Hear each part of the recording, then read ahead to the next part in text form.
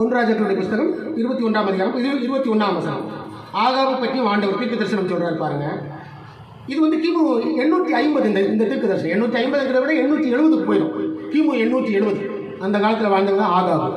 ஆகாபை குறித்து என்ன சொல்கிறான்னு சொன்னால், நான் உண்மையில் பொல்லாப்பு வரப்பண்ணி 21ஆவது வசனம் 21 ராஜாக்கள் 21 நான் உண்மையில் பொல்லாப்பு வரப்பண்ணி உன் சந்ததியை அழித்து போட்டு, பார்த்தீங்களா, உன் சந்ததியை அழித்து போட்டு ஆகாபுக்கு சுவரில் நீர் விடும்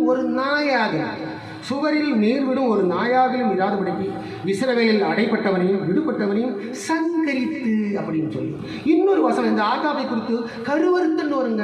கருவறுத்து அப்படிங்கிற அந்த வார்த்தை அது ரெண்டு ராஜாக்களுடைய புஸ்தகம் 9ஆம் அதிகாரம். கருவறுத்துங்கிற ஒரு வேடம் இருப்பாருங்க ஆகாபை பற்றி. ஆகாபின் குடும்பம் எல்லாம் அழியும்படி நான் வாசிக்கிறது 2 ராஜாக்கள் 9:8.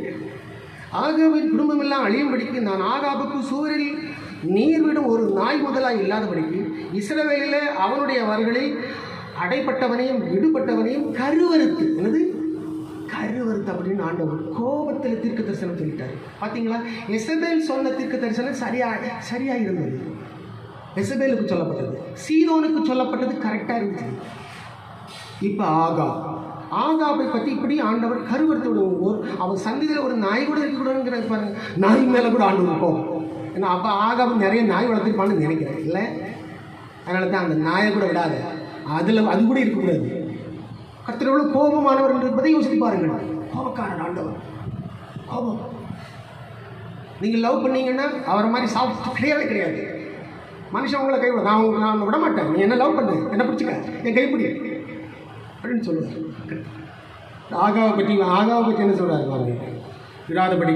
அப்புறம் ஆகாவை பற்றி 1 ராஜாக்கள் 21:19 நீ அவனை பார்த்து. இதை பாருங்க, இது வந்து எலியா சொல்கிறாரு பாருங்க. கர்த்தருடைய வார்த்தை திஸ்பியனாகிய எலியாவுக்கு உண்டாயிற்று. அவர் நீ அவனை பார்த்து 19ஆவது வசனம் 21:19 நீ அவனை பார்த்து நீ கொலை செய்தது எடுத்துக்கொண்டது இல்லை என்று கர்த்தர் சொல்லுகிறார். நாய்கள் நாபோத்தின் இரத்தத்தை நக்கின ஸ்தானத்தில் உன்னுடைய இரத்தத்தையும் நாய்கள் நக்கும் என்று கர்த்தர் சொல்லுகிறார் என்று சொல்லுங்க. பாருங்க, ஏசபேலை குறித்து சொல்லும்போது நாய் ஒவ்வொரு சாப்பிடும் அப்படின்ட்டார். நாய் சாப்பிடும். ஆகாப் ராஜாவை குறித்து சொல்லும் பொழுது என்ன சொல்றாரு, நாய்கள் நக்கும் அப்படின்னு. நாய் ரத்தத்தை நக்கும். இது எப்படி நடந்துச்சுன்னு பாருங்க. கர்த்தருடைய வார்த்தை அப்பத்திக்கு அப்ப உலகத்துக்கு சொன்னது உலகத்துக்கு நடக்கும், சூரியனுக்கு சொன்னது சூரியனுக்கு, வீட்டுக்கு சொன்னது வீட்டுக்கு, தனி மனிதனுக்கு சொன்னது தனி மனிதனுக்கு, உங்களுக்கு சொன்னது உங்களுக்கு, எனக்கு சொன்னது எனக்கு, பூமிக்கு சொன்னதுக்கு பூமிக்கு நிச்சயம் நடக்கும். அதான் உண்மை. பாருங்க, இப்போ ஆகாப் வந்து யுத்தத்துக்கு போகிறார். ஆகாப் யுத்தத்துக்கு போகின்ற அந்த காலங்களில் ஒருவன் நினையாமல், அதாவது 1 ராஜாக்களுடைய புஸ்தகம் 22ஆம் அதிகாரம் 34ஆவது வசனம். ஒருவன் நினையாமல், சீரியர்களுக்கும் இஸ்ரவேலுக்கும் யுத்தம் நடக்குது அந்த காலங்களில். ஒருவன் நினையாமல் 34 ஒருவன் நினையாமல் வில்லை நாணேற்றி எய்தான். அது இஸ்ரவேலின் ராஜாவுடைய கவசத்தின் சந்துகளுக்குள் பட்டது. அப்பொழுது அவன் தன் சாரதியை பார்த்து, நீ திருப்பி என்னை இராணுவத்துக்கு அப்பால் கொண்டு போ, எனக்கு காயம் பட்டது என்றான். அன்றைய தினம் யுத்தம் அதிகரித்தது. ஆண்டவர் யுத்தத்தை அதிகரித்து பண்ணார். ராஜாவை சீரியருக்கு எதிராக ரதத்தில் நிறுத்தி வைத்திருந்தார்கள். அப்போ ரதம் தான் இருந்துச்சு, கையில் வில்லு தான் இருந்துச்சு. நல்லா ஞாபகம். இப்போ அந்த வில்லு தான் உங்களுக்கு பேலஸ்டிக் மிசைலாக மாறுது. வில்லு வந்து நீங்கள் இன்றைக்கி பார்த்தீங்கன்னா பேலஸ்டிக் மிசைல். அந்த காலத்தில் இந்த புராணங்கள் எல்லாம் எழுதும்போது நீங்கள் பார்த்தீங்கன்னா ஒரு சில புராணங்கள் ஒரு சில தெய்வங்களை கையில் வில்லு இருக்கும். ஓகேயா? ஏன்னா அன்றைக்கி அவங்களுக்கு வில்லு தான் தெரியும். நல்ல வேளை பேலஸ்டிக் மிசைல் இப்போ கண்டுபிடிச்சாங்க. அப்போ கண்டுபிடிச்சாங்கன்னா புராணங்கள் எழுதப்பட்ட அந்த காலத்தில் அந்த சிலைகளுக்கு கையில் என்ன பண்ணியிருக்கும், பேலஸ்டிக் மிசைல் இருந்திருக்கும். அன்றைக்கு வில்லு. இதெல்லாம் ஞாபகம் வச்சுக்கல. இப்போ புராணத்துக்கும் சரித்திரத்துக்கும் உள்ள ஒரு தொடர்பு. யுத்த காலத்துக்கு அவர்கள் அன்றைக்கு அம்பு வில்லை பயன்படுத்தினார்கள். ஓகேயா? கிமு 850 இந்த காலம், கிமு 850 காலம். அதனால தான் அந்த அவர்கள் சிலைகளை உருவாக்கி புராணங்களில் எழுதும் பொழுது அந்த அவர்கள் உருவாக்குற தெய்வங்களுக்கு கையில் அவர்கள் அன்றைக்கு என்ன ஆயுதங்களை பயன்படுத்தினார்களோ, ஈட்டியோ கத்தியோ வில்லோ கையில் கொடுத்து அதை செட்டப் பண்ணி வைத்திருப்பார்கள். இது நீங்கள் புரிந்து கொள்ளுங்கள். பேலஸ்டிக் மிசைல் இப்போ தாங்க கண்டுபிடிச்சாங்க. இப்போவும் உலகத்திலே சூப்பர் பவர் பேலஸ்டிக் மிசைல் கிட்டத்தட்ட 3300 கிலோமீட்டர் ஒரு நொடியில் ஒரு மணி நேரத்தில் 3300 கிலோமீட்டரில் போகும். அது ரஷ்யாவுடைய அவன்கார்ட் பாலிஸ்டிக் மிசைல்.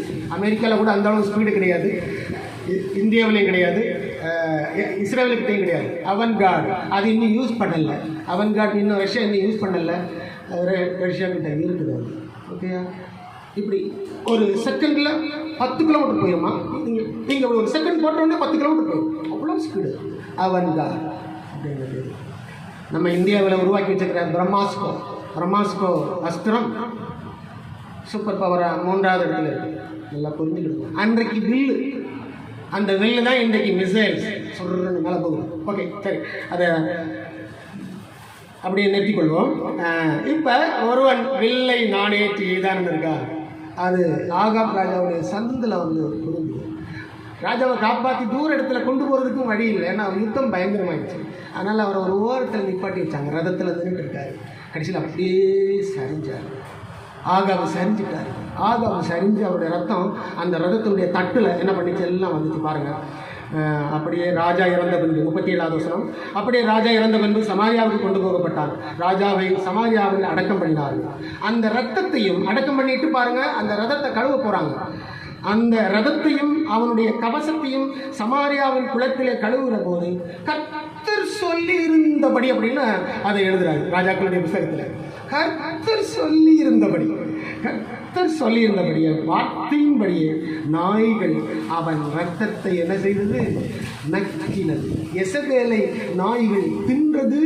ஆகாபு ராஜாவுடைய ரத்தத்தை நாய்கள் நக்கினது. ரத்தம்னா அது காலையில் வடிச்சிட்டு இருந்த ரத்தம்னா கிட்டத்தட்ட சாயந்தரம் ஆகும்போது அது கொஞ்சம் ஸ்மெல் எல்லாம் வரும். நினச்சி பாருங்களேன், தீர்க்க தரிசனங்கள் எப்படி இருக்குது, கர்த்தருடைய கோபம் எப்படி இருக்குது.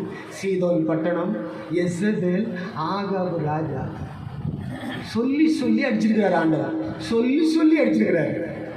இவ்வளவு சொல்லி வந்து ஆகாவும் இந்த எசபேலும் ஆண்டவரும் மதிக்கல. ஒருவேளை இடையில ஐயோ மன்னிச்சுடுங்க ஆண்டவரை, அப்படி அந்த தீர்க்க தரிசனத்தை கேன்சல் பண்ணிடுங்க ஆண்டவரை அப்படின்னு சொல்லி 2 பேரும் சரண்டர் ஆகிட்டாங்கன்னு இது நடந்திருக்காங்க. கர்த்தர் மருத்துவர், இரக்கமுள்ளவர், தேவன் இரக்கமுள்ளவர். ஓகேயா? தீர்க்க தரிசனம் கரெக்டாக இருக்கா? இனிமேல் நீங்கள் இது வீட்டில் போய் வாசிக்கணும். இதுக்கு இன்னும் ரீஎக்ஸ்பிளனேஷன் கொடுப்பது என்பது நமக்கு நேரம் போதாது. ஆகினாலே சங்கீதத்துக்கு வருவோம். சங்கீதத்தில் நாம் என்ன வாசிக்கிறோம் என்று சொன்னார், கர்த்தர் நல்லவர். தாவீது சொல்லுகிற அந்த சங்கீதத்தில் நாம் என்ன வாசிக்கிறோம் என்று சொன்னார், கர்த்தரின் போக்கையும் உன் வரத்தையும் இது முதற்கொண்டு என்னை காப்பார் அப்படின்னு சொல்கிறார். கர்த்தரின் வலது பக்கத்திலே உனக்கு அவர் நிழலாக இருப்பார். சத்துருவாக மாறக்கூடாது. நம்ம எல்லோரும் கர்த்தருடைய பிள்ளைகள். அவர் ஒரு தீர்மானம் வச்சு உங்களை கூப்பிட்டுருக்கிறாரு, என்ன கூப்பிட்டுருக்காரு. அவர் உங்களை முத்திரை போட்டிருக்கிறாரு. ஜீவ புஸ்தகத்தில் உங்களுடைய பெயரை என்ன பண்ணியிருக்காரு தெரியுமா? அவர் வந்து எழுதி இருக்கிறார், முத்திரை போட்டிருக்கிறாரு. நம்ம ஆராதனை என்று சொல்லும் பொழுது நம்ம ஞாயிற்றுக்கிழமை பாருங்கள், நம்ம ஞாயிற்றுக்கிழமை மட்டும்தான் ஆராதனையில் வர முடியும். பார்த்தீங்கன்னா மற்ற நாள் இல்லை வேலை, நம்ம எங்கெங்கேயும் போகிறோம். ஏன்னா நம்ம அப்படி உழைக்க வேண்டி இருக்குது, நமக்கு வேலை இருக்குது. கர்த்தர் சுகந்திருந்தால் தான் நம்ம அதில் ஓட முடியும். அந்த ஞாபகம் நமக்கு வேணும், எல்லோருக்கும் வேணும். அந்த ஞாபகம் வேண்டும். அவர் தந்தால் தான் அவனை ஓட முடியும். நாலு நேரம் எல்லாம் நம்முடைய குடுமையே அவர் கையில் இருக்குது. அவர் private is in his hand. He is everything. He is all in all. அவர் சொன்னாருன்னா அப்படியே நடக்கும். அதனால் சங்கீதம் 146 நான் வாசித்து முடிக்கிறேன். 5வது வசனம், யாக்கோபின் தேவனை தன் துணையாக கொண்டிருந்து தன் தேவனாகிய கர்த்தர் மேல் நம்பிக்கை வைக்கிறவன் பாக்கியவான். அவர் வானத்தையும் பூமியையும் சமுத்திரத்தையும் அவைகளுள்ள யாவையும் உண்டாக்கினவர். அவர் என்றென்றைக்கும் உண்மையை காக்கிறவர்.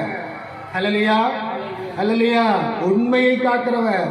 அவர் நான் உங்களை பாதுகாப்பேன், நான் உன்னோடு கூட இருப்பேன், உன்னை வழி நடத்துவேன், உன்னை ஏந்துவேன், சுமப்பேன் என்று சொல்கிறாருன்னா அவர் கண்டிப்பாக செய்வார். ஆகாவும் எசபேலுக்கும் சொன்னது செஞ்சாருன்னா நமக்கு சின்ன ஆசீர்வாதங்கள் அது தராமல் இருப்பார். Yes, God will give us. Yes, He is true. He is real. He is reliable. Thank you all. God bless you.